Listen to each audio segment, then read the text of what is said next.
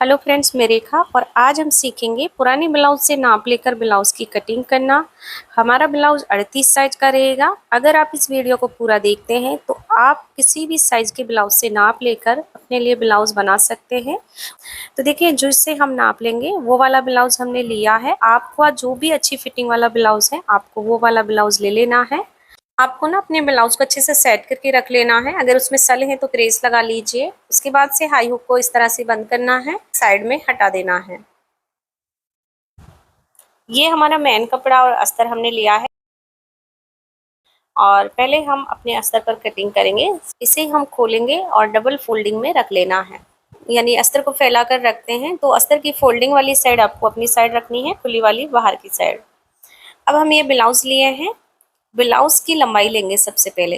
तो जब भी हम ब्लाउज की लंबाई लेते हैं तो बैक पल्ले साइड से लेते हैं। तो बैक पल्ले से आपको अच्छे से फैलाते हुए रखना है और ऊपर जो शोल्डर की सिलाई होती है ना, यहाँ से इंची टेप रखना है और जो कमर है वहां तक आपको मार्किंग करनी है, यानी नापना है ब्लाउज को इस तरह से।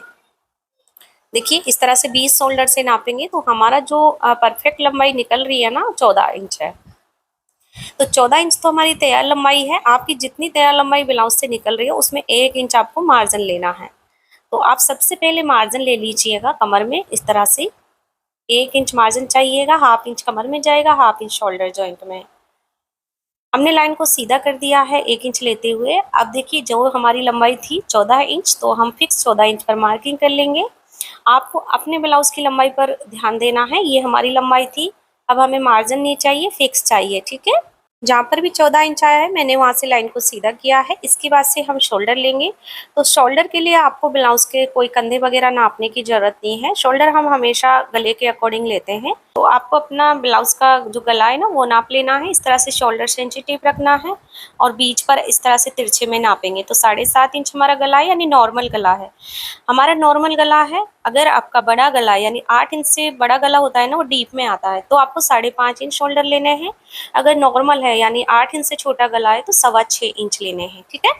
तो यहाँ पर हमारा जैसे नॉर्मल है, मैं 6.25 इंच ली हूँ। फिर से बता रही हूँ, डीप गला यानी 8 इंच से बड़ा गला है, किसी भी साइज में 5.5 इंच आपको शोल्डर ले लेने हैं। इसके बाद से हमें अपने सीने को नापना है। तो ब्लाउज को इस तरह से अच्छे से फैलाते हुए रखेंगे, सिलाई को अच्छे से निकाल लेंगे साइड से। तो सबसे पहले देखिए, हम एक पार्ट नापेंगे, यानी जो हमारी ब्लाउज का चौथा भाग होता है ना उसे नापना है। तो आपको बिल्कुल बाजू के नीचे से इंची टेप रखना है और इस तरह से आपको चौथा पल्ला नाप लेना है, यानी एक साइड का पल्ला। तो हम दो तरीके से अपने ब्लाउज को नाप कर निशान लगा सकते हैं। आप देख पा रहे हो, हाई पट्टी तक हमारा 9.5 इंच बैठ रहा है, 38 का हमारा 9.5 आता है। और दूसरा तरीका यह है कि हम पूरा ही नाप लें, यानी इस वाली सिलाई से लेकर दूसरी वाली सिलाई तक। तो हमारा ये 19 इंच आ रहा है, आप अच्छे से देख सकते हैं। हमने कोई खींचा नहीं है कपड़े को। इसके बाद से हम हुक वाली साइड को नाप रहे हैं ना, तब भी हमारा 9.5 है। अब हम कमर को नापेंगे। तो देखिए, कमर को आप दूसरी सिलाई से दूसरी सिलाई तक नाप सकते हैं, जैसे इस तरह से भी। तो हमारा ये 17 इंच है और आपको सबसे अच्छा तरीका यही रहेगा कि आप पूरे राउंड को अच्छे से नापें। देखिए, हमारा ये 34 इंच फिक्स बैठ रहा है हुक पट्टी तक। हाई पट्टी को छोड़ते हुए नापना है, ठीक है। तो आपको अपने ब्लाउज की मार्किंग पर ध्यान देना है। ये हमारे ब्लाउज का मेजरमेंट निकला है। अब चलिए फिर अब आर्मोल ले लेते हैं। तो यहाँ पर आर्मोल को अच्छे से समझना है साइज के अकॉर्डिंग। पहले हम आर्मोल लेंगे। तो यहाँ 30 साइज है आपकी, तो 5 इंच लीजिएगा। 32 34 में 5.5 इंच, 36 में आपको 5.25 लेना है, 38 में 6 इंच लेना है। और यहाँ पर अगर आपकी साइज 40 है तो 6.25 इंच लीजिएगा फ्रेंड्स। 42 साइज में 6.5 आएगा हमारा। और 40 साइज सॉरी यहाँ पर अगर 44 साइज है तो 7 इंच ले लेंगे।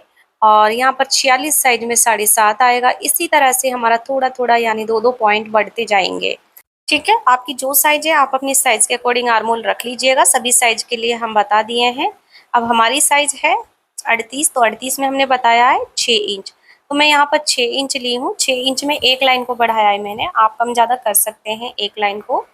और इसके बाद से हम सीने का चौथा भाग लेंगे। हमारा 9.5 इंच निकला है, चौथा भाग 38 का, ठीक है। आपका जो भी है आपको अपने चौथा भाग ले लेना है। इसके बाद से हम देखिए 2 इंच मार्जिन ले लेंगे। जब हम चौथा भाग लेंगे ना उसके बाद 2 इंच ले लेना है, या तो आप 1.5 इंच ले लीजिए या 2 इंच। फिर हमें आर्मोल में गहराई कर लेनी है। तो 1.25 इंच से हमें इंची टेप रखना है कोने से इस तरह से। और लाइनों से हमें 2-2 इंच की दूरी देख लेनी है। ये हम अच्छे से गहराई करना बता रहे हैं ताकि आपकी गहराई खराब ना हो। तो इन तीनों निशानों के बीच में आप गहराई खींचिएगा, परफेक्ट गहराई निकलेगी।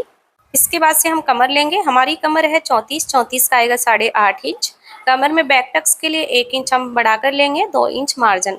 तो आपकी जो भी कमर है आपको अपनी कमर का चौथा भाग लेना है, जैसे हम सीने का लिए हैं। ठीक है, तो यहाँ पर इस तरह से हमने मार्किंग कर ली है। अब फिर इस गले का निशान लगाएंगे। तो 2 इंच की हम चौड़ाई रखेंगे गले में। हमारा गले की लंबाई थी 7.5 इंच, तो 7.5 इंच लंबाई ली है। नीचे से मैं 3 इंच की चौड़ाई रखी हूँ और फिर हम इस तरह से बॉक्स बना रहे हैं। हमारा नॉर्मल गला था ना, तो उसी के हिसाब से हम गले पर मार्किंग किए हैं, फिर सिंपल राउंड नेक का शेप दे दिए हैं।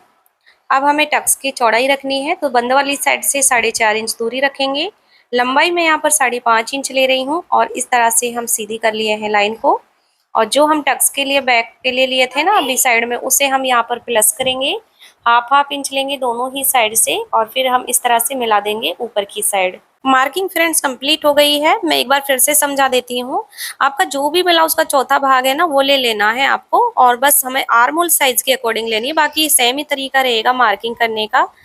तो गले के लिए मैंने शोल्डर बता दिए हैं, डीप में 5.5 लेने हैं और नॉर्मल गले में 6.25 इंच।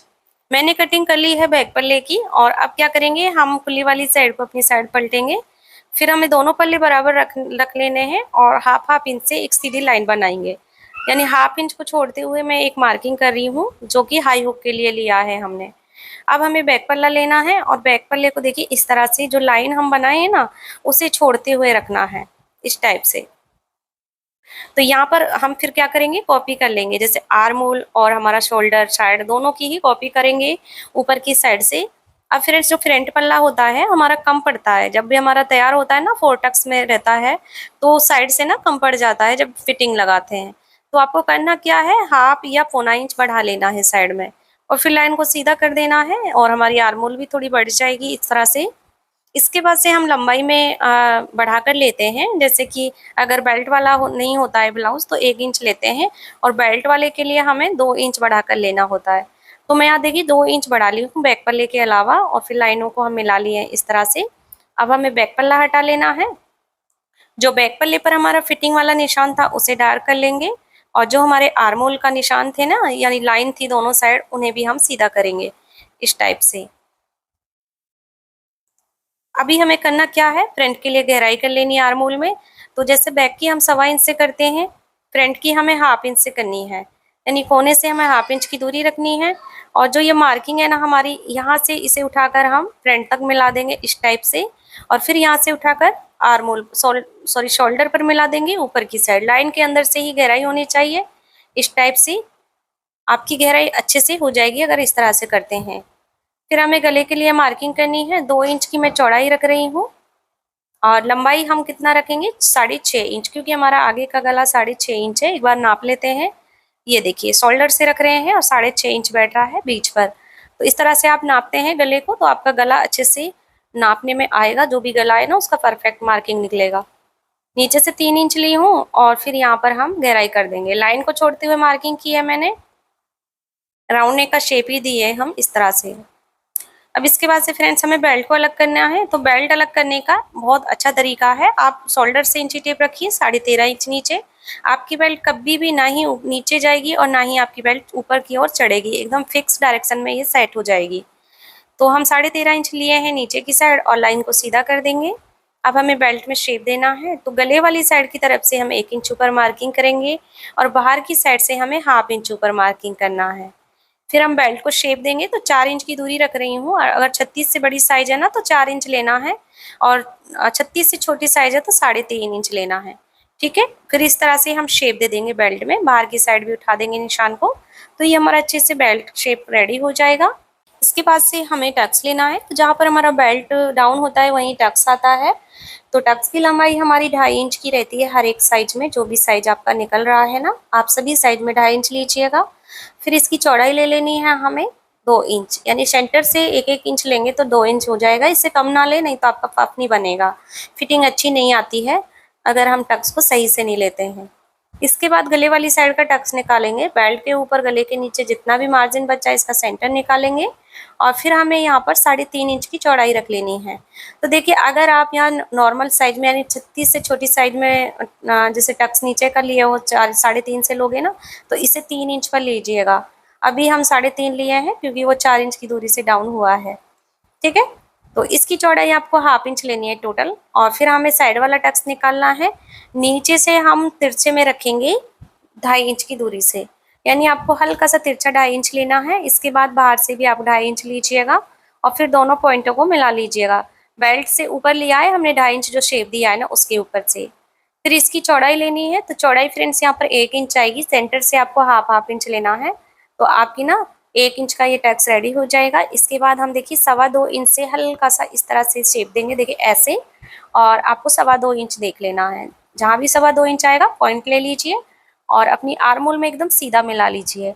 इसकी चौड़ाई हमारी जो होती है 1 इंच की होती है, सेंटर से हाफ इंच दोनों ही साइड से। और फिर हम निशानों को ना मिला देंगे आर्म होल में। टक्स भी हमारे कंप्लीट हो गए हैं फ्रेंड्स, फ्रंट पल्ले की मार्किंग कंप्लीट हो गई है। अभी हमें इसकी कटिंग कर लेते हैं। अगर आप इस तरह से मार्किंग करते हो एक एक चीज़ को अच्छे से ध्यान में रखते हुए, तो आपकी फिटिंग कभी भी ख़राब नहीं होगी। आप एक बार ज़रूर से ट्राई कीजिएगा। इसके बाद देखिए बेल्ट को भी अलग कर देंगे। बेल्ट में जब हम शेप देते हैं 1/2 इंच से बाहर की साइड, उस कपड़े को आपको निकाल देना है, यानी साइड से एकदम सीधा कर लेना है। अभी देखिए जब 2 इंच का टक्स आएगा, बेल्ट साइड से बड़ी रहती है, तो हमें 1.5 इंच को कट कर देना है साइड से। इसके बाद हम गले को भी कट कर लिए हैं। तो फ्रेंड्स अब हमारी जो आर्म होल है इसको भी हम छांट लेंगे। आर्म होल कट करने के बाद से हमें बैक गले को भी कटिंग कर लेना है, क्योंकि हम इसे नॉर्मल गला ही बनाएंगे। इसके बाद से अब हमारी स्लीव रह गई है, तो स्लीव को कट करेंगे। पहले से ही अस्तर डबल फोल्डिंग में है और एक फोल्ड और करेंगे तो ये 4 फोल्ड में हो जाएगा। अब बंद वाली साइड को अपनी साइड रखेंगे और खुली वाली साइड बाहर की साइड। अब हम बाजू की लंबाई लेंगे, तो देखिए जो शोल्डर है ना वहाँ से इंची टेप रखना है बिल्कुल शोल्डर से, और लंबाई नाप लेनी है। तो 6.5 इंच लंबाई है हमारी और मोहरी भी इसकी 6.5 इंच है। तो देखिए पहले तो हम लेंगे फ्रेंड्स यहाँ पर 1 इंच का मार्जिन। जो भी आपकी तैयार लंबाई रहती है बाजू की, उसमें आपको 1 इंच बढ़ाकर लेना होता है। 1 इंच लेने के बाद से अब जो तैयार बाजू हमारी बैठी है उसे हम लेंगे, तो मैं 6.5 इंच ली हूँ क्योंकि हमारी तैयार बाजू 6.5 इंच है।